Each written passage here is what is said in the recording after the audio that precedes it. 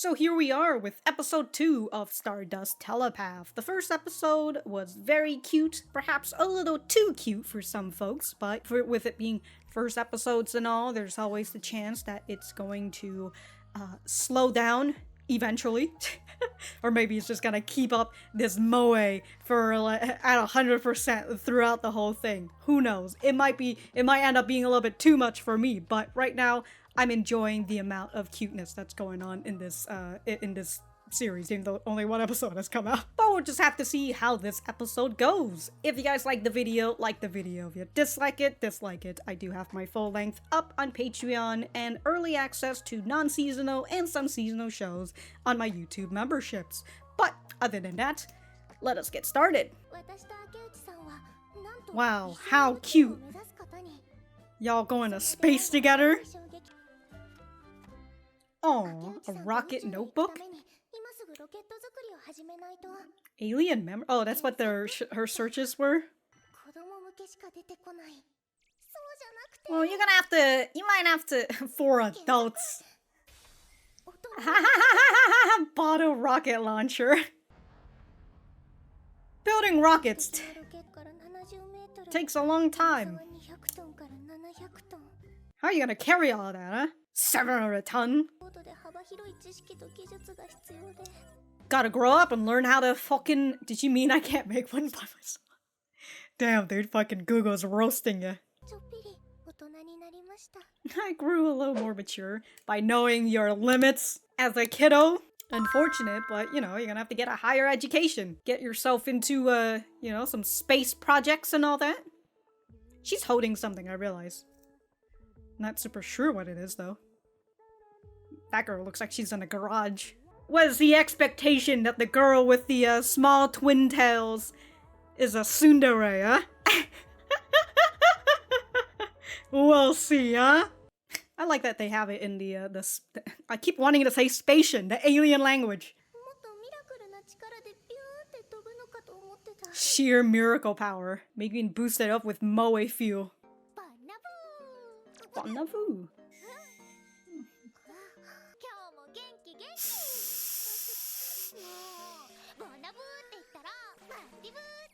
Matthew, what's up?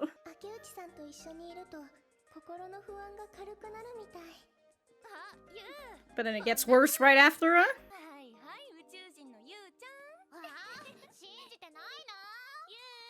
Just use your forehead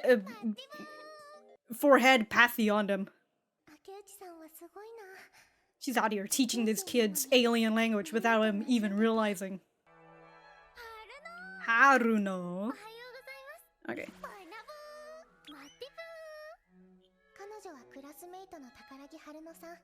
Takaragi. Oh, Vice President.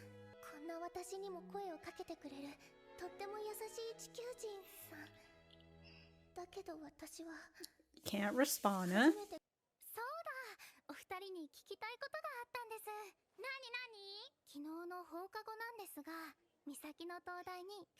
Oh! How did you know? Oh, we'll have to continue this later. Meanwhile, Umika's gotta be riddled with anxiety. Ah!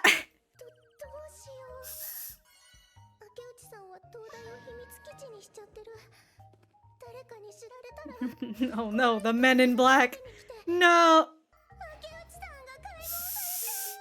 Oh, just letting her thoughts run wild, can't focus. I mean, she already has been out here.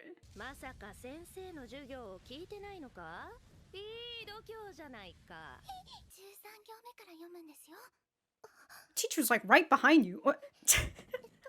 I mean, right in front of you. What?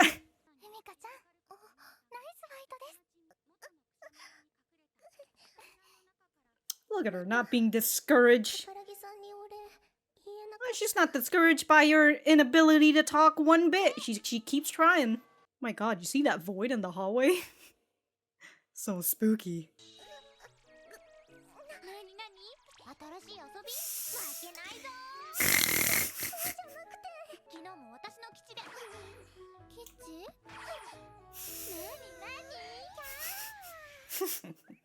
Wee!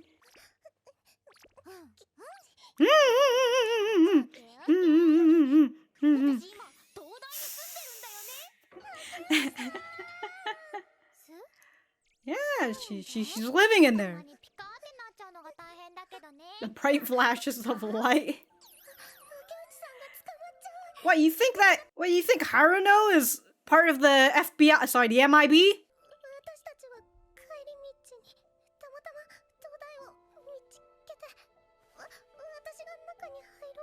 Damn, trying to take the blame for you. Oh shit. Get out of here, standing up for her. Meanwhile, Haruno's just like, oh my god, that's the longest you ever said something to me. Lighthouse connoisseur. Ooh, so you come to visit it, or? Oh, fellow lighthouse fans.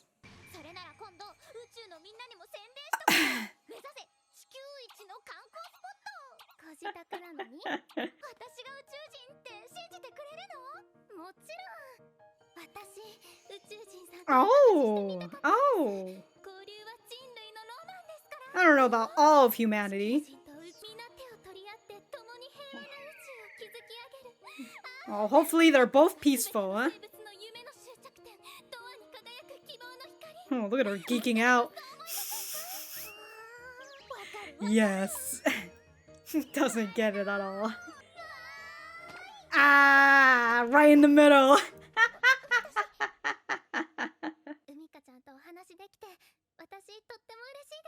Oh.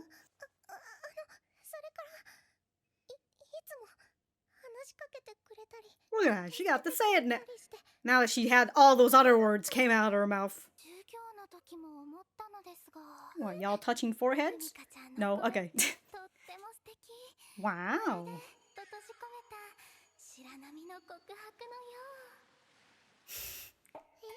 Oh, God. Feet. Wow, you know, her personality certainly wasn't what I was expecting.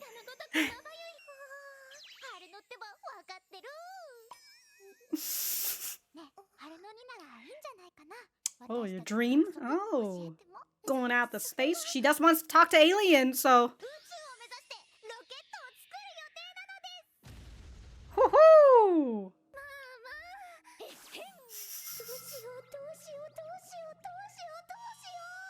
Oh my god.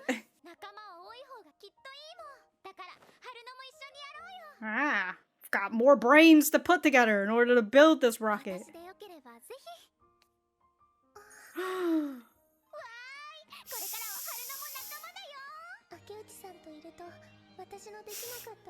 So we've got like 2 eccentrics. So it makes me wonder if the 4th girl is going to like balance that out, or is she going to tip the scale? Oh! Always. Well, she knows this. Oh.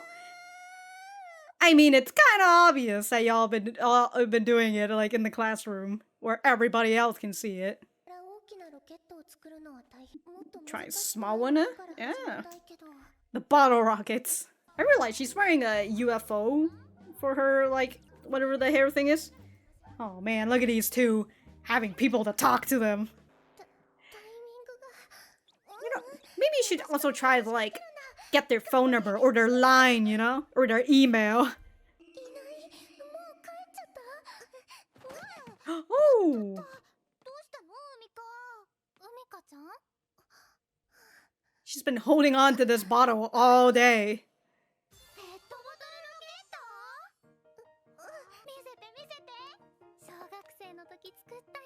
How tiny that phone is.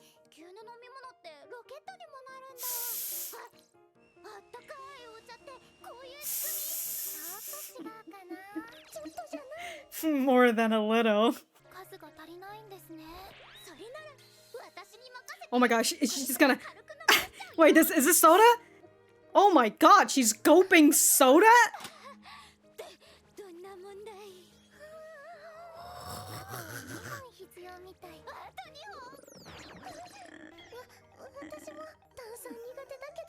Oh, you chugging fizzy drink like that?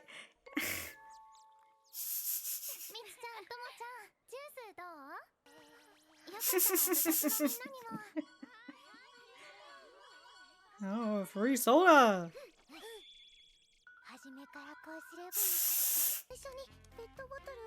I remember making cars out of a Gatorade bottle. Oh my god, that is dangerous. Why are you just holding it like that? Jesus Christ. Wow. Damn, dude. Did you buy all these?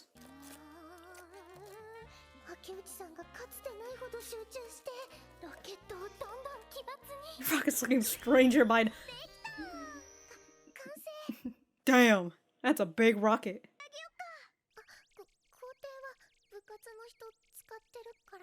Let's just fire it on the roof and whatever falls out, falls out.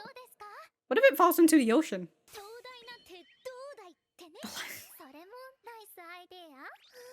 We can't all have a bunch of yes man. There has to be someone who balances the group.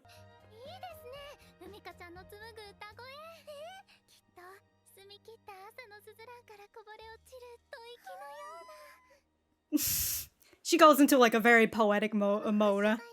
Holy shit, where did she get this? Damn, dude, did she buy all these on Amazon or what?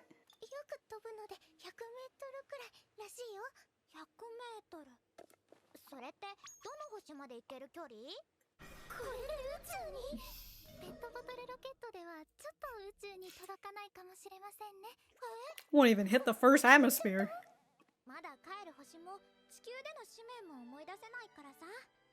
Where's your spaceship though? Like if you came here from a spaceship, where is it? Like she gets to spend time here more? Wow.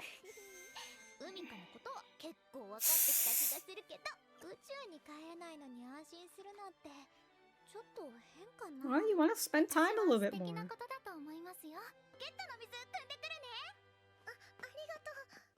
She's just gonna go down to the ocean. Yeah, hopefully when she comes back to alien friends, she won't tell them to invade us. She won't tell us? She'll tell them to not invade?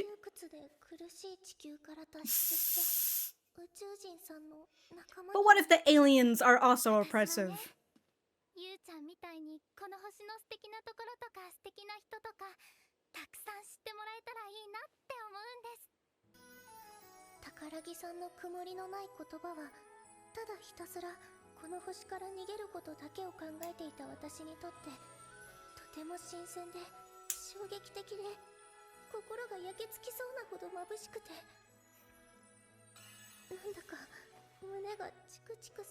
Oh, I wonder what that feeling is. I'll have to look back at that, but like, did Haruno say she basically wanted to be like a space ambassador? Or an Earth ambassador for space? Ooh, we can all do it at the same time. Is he just gonna fly into the ocean? Are you just gonna get this back?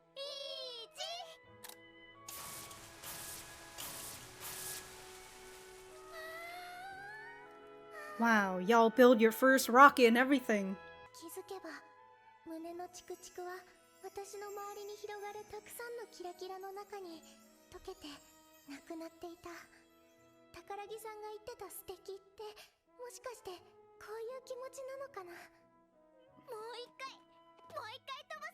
You're gonna have to retrieve it. Ah, it's out in the ocean. Well, you gotta get that back. Shouldn't be littering. Oh, they wrote in the... In my head, I was going to say Spatian language again. Alien language. Alright, I think the moe upped by like, maybe like 30%, huh?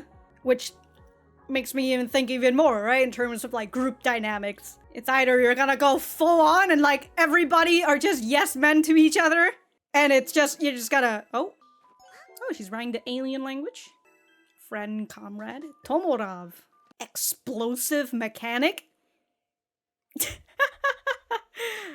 A mechanic who's explosive? Alright. But okay. Okay, I'll talk more about the group dynamic once I write my notes and we get back to the center. Okay, so recent searches, alien memory loss, alien appearance, alien telepathy, forehead telepathy, communicating with an alien. Out here just searching up on Gooo. It's not Google, it's Gooo. Fantastic. I love that the one for kid is the soda bottle rocket, so what they had built. And then the one for adults is also a bottle rocket, but it's shaped as a rocket launcher. That's so funny. This is the adults version, which it sounds like this is what a kid thinks the adults version is.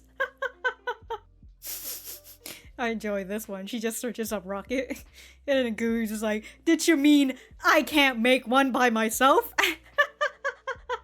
Alright, so that was the second episode of Stardust Telepath. Let me know what you guys think about it in the comments down below. You know that I always like talking to you guys. For me, I thought that this was a pretty nice episode. As I mentioned during the ending, I think the moe went up by like 30%. And I feel like we were already at like 80 or 90% in the last episode. Now we've went over to 100% moe-ness.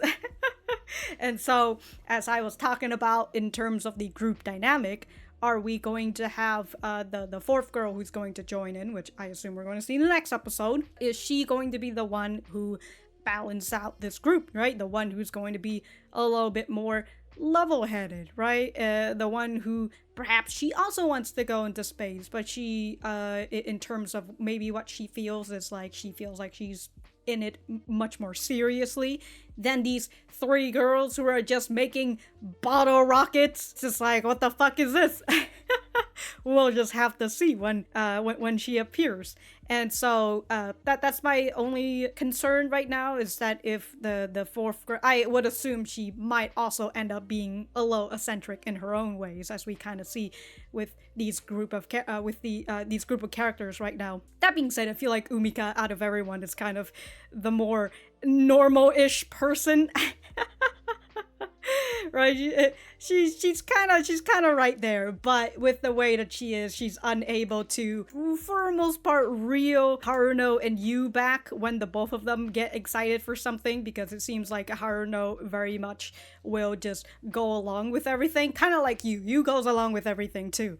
So yeah, you know, if we have that group dynamic, perhaps it could be a little bit much, so that's what I'm hoping for with the fourth girl coming in. But going back to the beginning, we get to see Umika doing a little research. She's searching up how to build rockets, and she realizes that, well, I mean, the whole thing with rocket building is that it's very complex. You need to get through a lot of education. You're gonna need a lot of money in order to get all these materials. So it's like, if you're able to do it by yourself, I don't know how you're gonna do that unless you tell me that Haruno comes from like a rich family or something. To which, speaking of Haruno, actually no, I'll speak about Haruno when she appears. But until then, with Umika, she realizes that she can't make a rocket by herself. Exactly what the Gooo told her. When she searched up rocket, and it's like, do you mean I can't make this by myself? God, the utter savagery.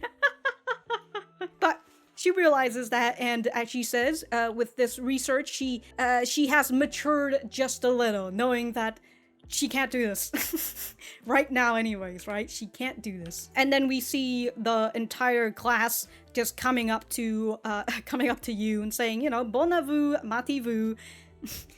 I'm listening to that. I'm just like, I don't know, it could be sim language for all I know. So. But we're getting a little bit more with the alien language, and I find it really funny that despite most of the class not really believing that she's an alien, they still play along with it because Yu seems to be a very likable person. People keep coming up to her. Despite them not really believing that she's an alien, right? They just think that she's a little eccentric, but she's still very likable and they're willing to play along with her. And so it's very funny that Yu is just teaching everyone in class how to speak the alien language. Look, these kids, they're gonna be fucking professional by the end of the school, not even the school year, but by the end of the school. by the time they graduate, you know, when the aliens finally come, they'll be fluent in I was gonna say Simlish for a second there. They're gonna be fluent in the alien language.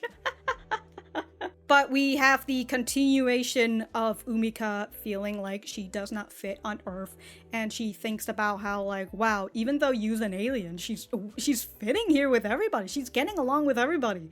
Meanwhile, me, I can barely talk to Haruno, my freaking the girl who sits right next to me, and she keeps trying to talk to me, and I just can't fucking respond to her.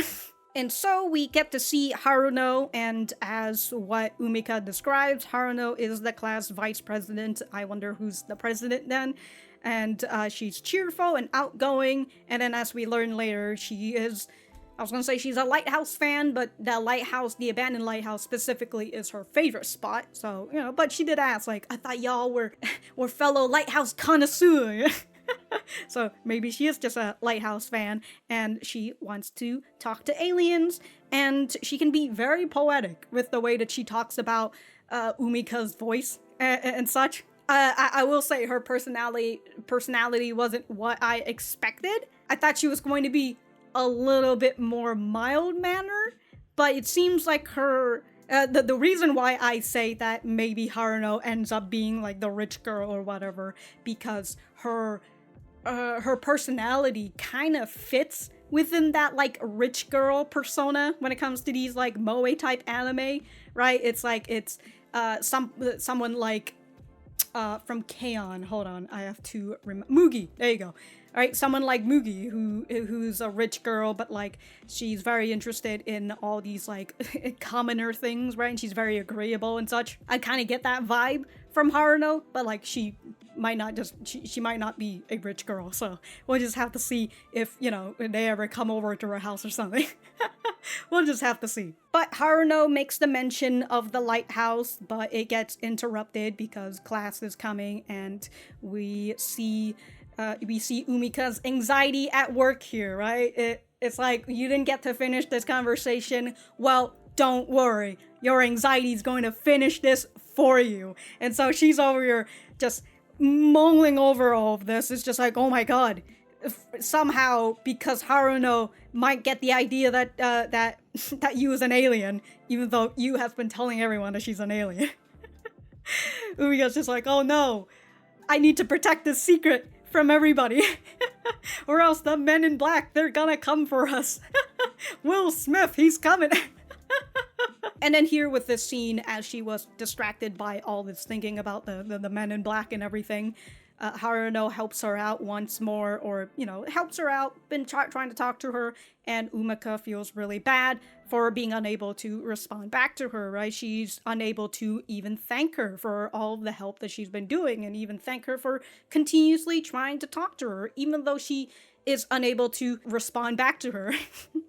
Which is very nice, right? A lot of people who kind of try to talk to these people who, you know, may have social anxiety or something, they might take that as a social cue of like, okay, this person obviously doesn't want to talk to me, so I'm gonna stop talking to them, right? Like, they don't want to talk to me. Okay, that's totally fine. But Haruno is the person who seems like right now, even before the scene where Umika stands up for you, you know, she continues to try and talk to her, and I enjoy that, you know? Maybe it's a little bit too pushy, for it depends, but I really enjoy these type of characters who, you know, they just want to make friends, and like, and perhaps Haruno can see that maybe Umika tries her best, right? It's not that she doesn't want to talk to her, it's just that she can. Perhaps that's how Haruno sees it. It's kind of like this part where Umika is trying to relay the message to you, but she just can't.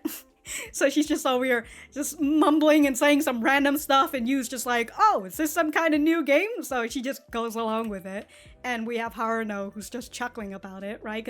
And also, I would assume because Haruno has been watching Umika and you, because she says that, you know, y'all touch forehead a lot. So she has been watching, I mean, she's literally her seatmate, so yeah, she's watching Umika a lot, so she knows that Umika is able to communicate with others, and maybe she wants to get into that group as well.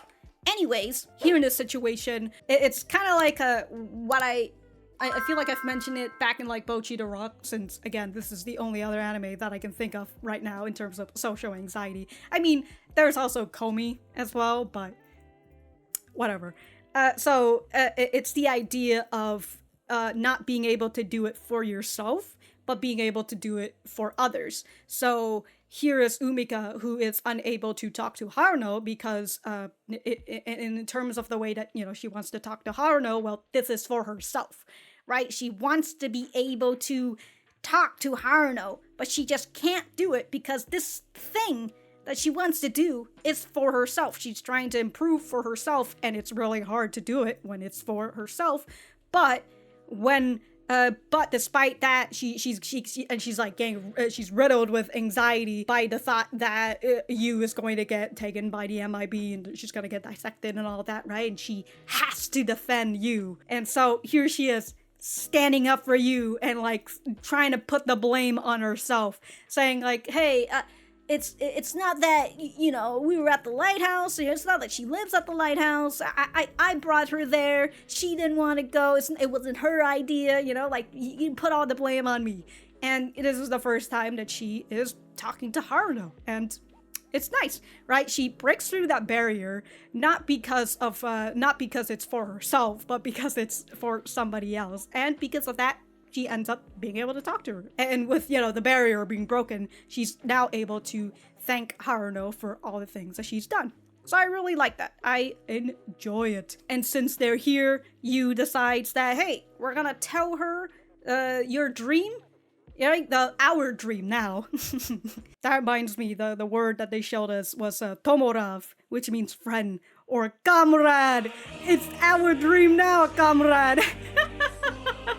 Yu tells tells Haruno the dream, and then immediately right after that, here we have Umika freaking out, and we see all of her trauma coming out, right? The people making fun of her, and then the fucking, I don't know, the equations and everything, all this shit that she just doesn't understand. She feels incompetent about that, so it's all just coming out, and it's understandable, right? Even though Yu accepts her dreams, it's not like she's just going to be like, oh yeah, you know, you accept my dream, I don't care if other people laugh about it. No.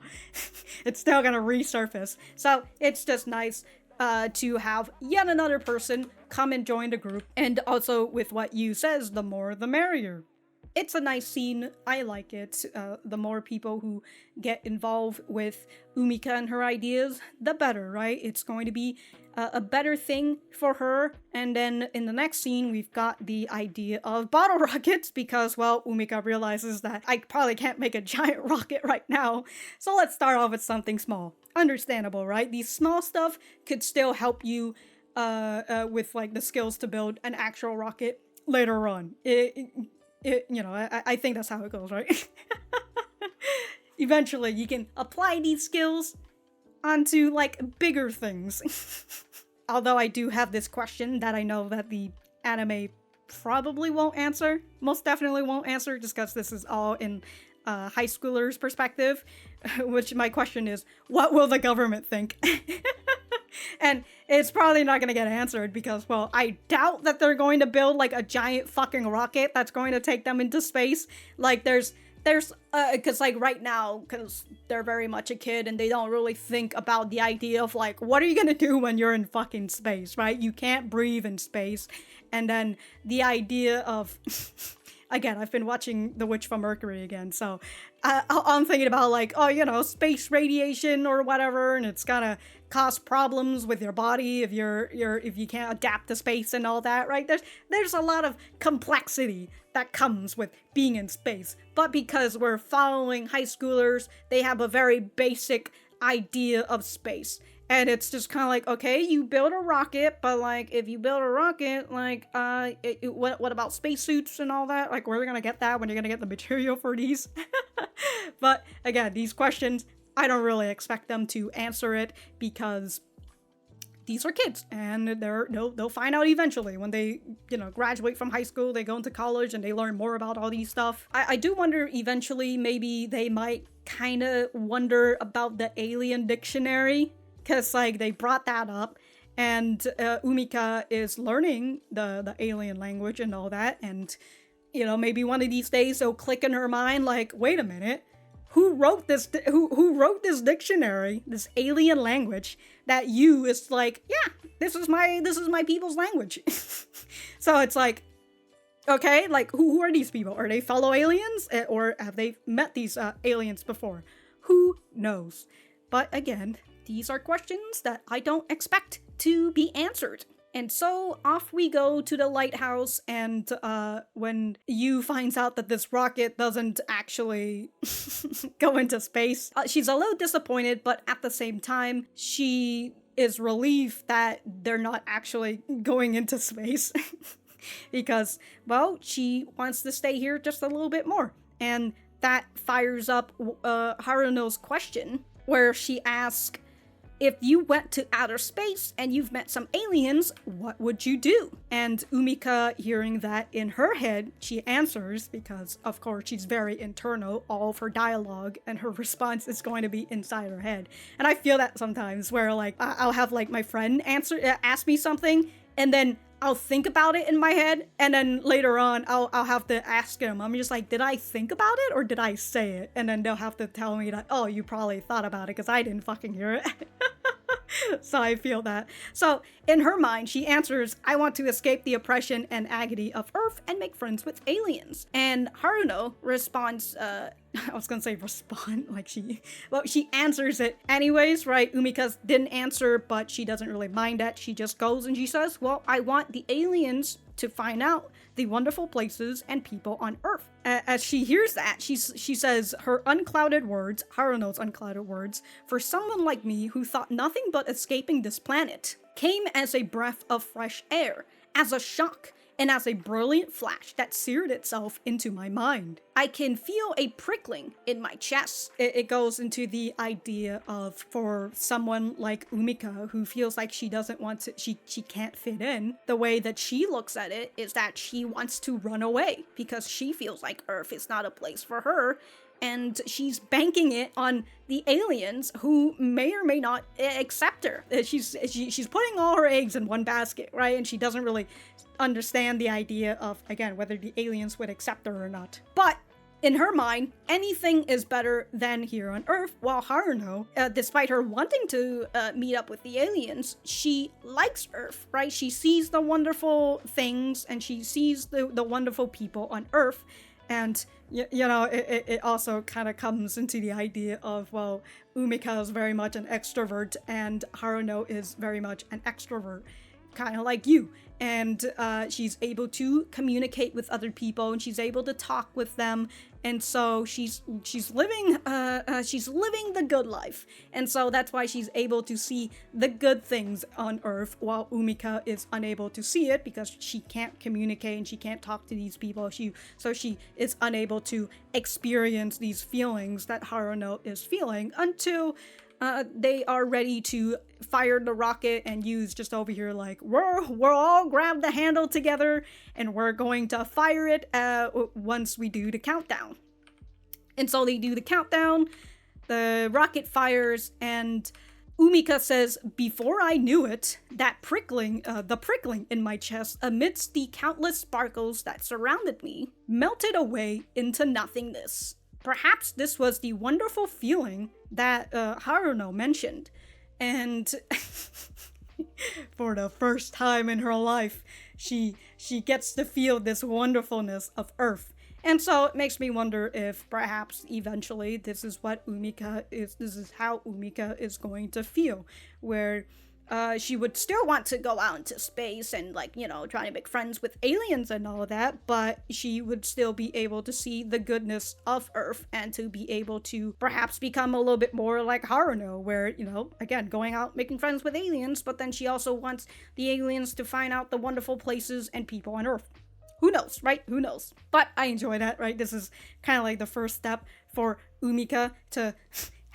she's hanging out with friends, doing activities with friends. She's gone all through this life of people making fun of her dreams and her not being able to make friends, but now here she is with two people that maybe she could consider friends, and they accept her dreams and they even share her dreams of going into space and talking with aliens.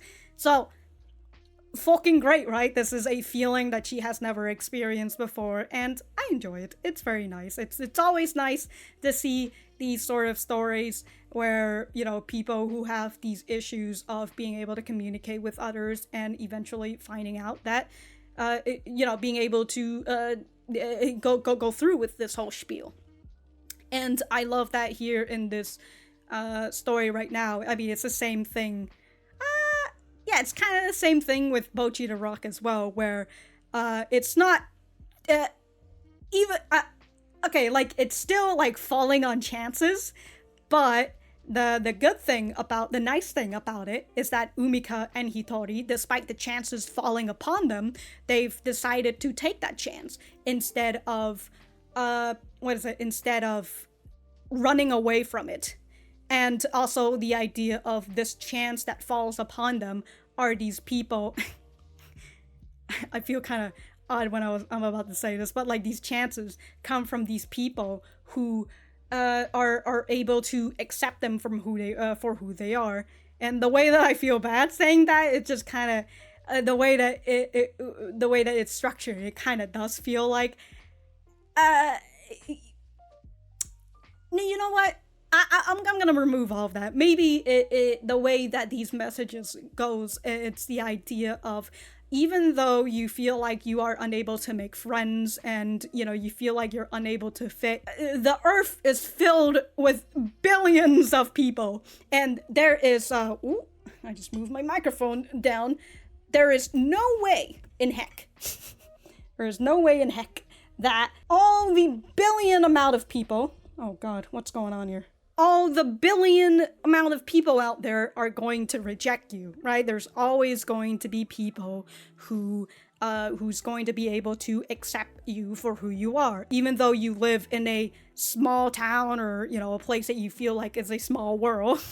Eventually, if you branch out, you would be able to find the sort of people who share the same ideas as you. And I don't know why, but in my head, I'm just like, look, if bad people can find other bad people in the world who agree on their own bad feelings and all that, look, you can also find people, not like with bad people or bad feelings, but you too can also find somebody who accepts you for who you are.